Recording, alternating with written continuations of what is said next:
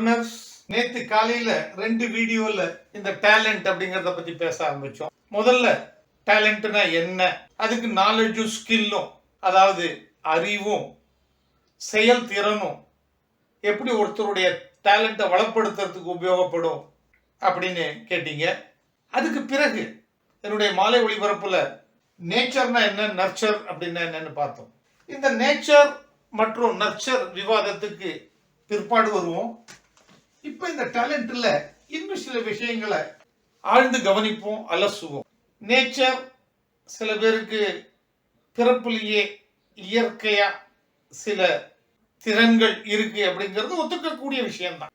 இன்னைக்கு என்னுடைய கேள்வி, அந்த திறன்களை, அந்த திறமைகளை எப்படி ரெகக்னைஸ் பண்றது? How to recognise?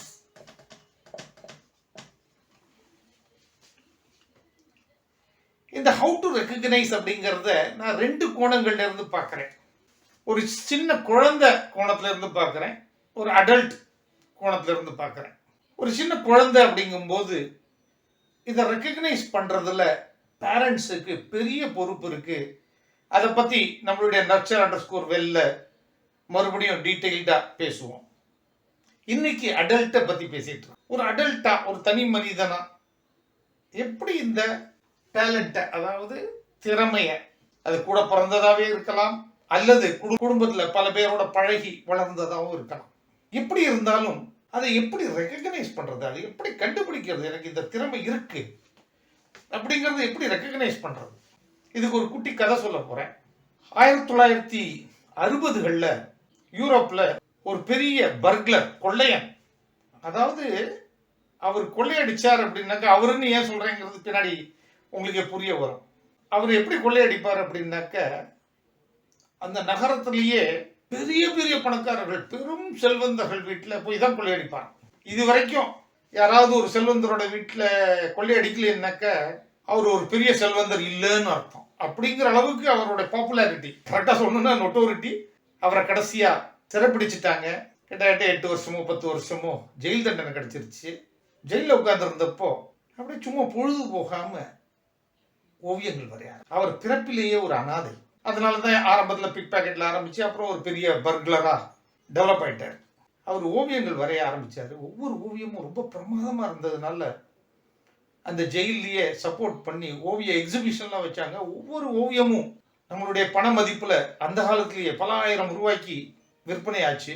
அவர் அந்த ஜெயிலை விட்டு வெளியே வரும்போது ஒரு பெரிய ஓவியராகவும் நல்ல செல்வந்தராகவும் வெளியே வந்துட்டார். அதுக்கு பிறகு தன்னுடைய வாழ்க்கைய, மிச்ச வாழ்க்கைய ஒரு ஓவியராகவும் பெரிய செல்வந்தராகவும் வாழ்க்கையை வாழ்ந்தாரு. அப்படி வாழ்ந்தது மட்டுமல்ல, பல தான தர்மங்களை, முக்கியமாக அனாதைகளுக்கான மிக பெரும் தான தர்மங்களை செஞ்சு ஒரு பெரிய ஹைலி சேரிட்டபிள் பர்சன் அப்படிங்கிற ஒரு பெயரையும் எடுத்தார். இந்த கதையை எதுக்காக அப்படி சொல்றேன் அப்படின்னாக்க, நம்ம பல நேரங்கள்ல நம்மளுடைய திறமைகளை நாமே கண்டுபிடிக்க தெரியாம, கண்டுபிடிக்க முடியாம, அதற்கு உண்டான அந்த திறமைகளை கண்டுபிடிக்கிறதுக்கான திறமை இல்லாம ஒரு சிறைவாசத்தில் இருந்துடுறோம்.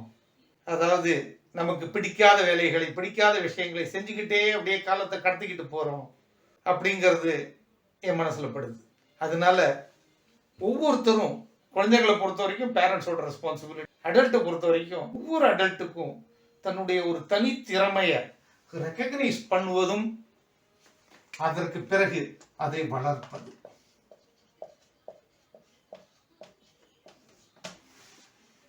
அந்த டேலண்ட், அந்த தனித்திறமைய எப்படி வளர்க்கிறது, அங்கதான் அந்த நாலேஜ் அண்ட் ஸ்கில், அறிவு மற்றும் செயல்திறன் ரொம்ப உபயோகத்துக்கு வரும். இப்போ முடிவா இந்த வீடியோல நான் சொல்லிக்க விரும்புறது, டேலண்ட்டுங்கிறது மிக ஒவ்வொரு மனித வாழ்க்கையிலும் மிக முக்கியமானது.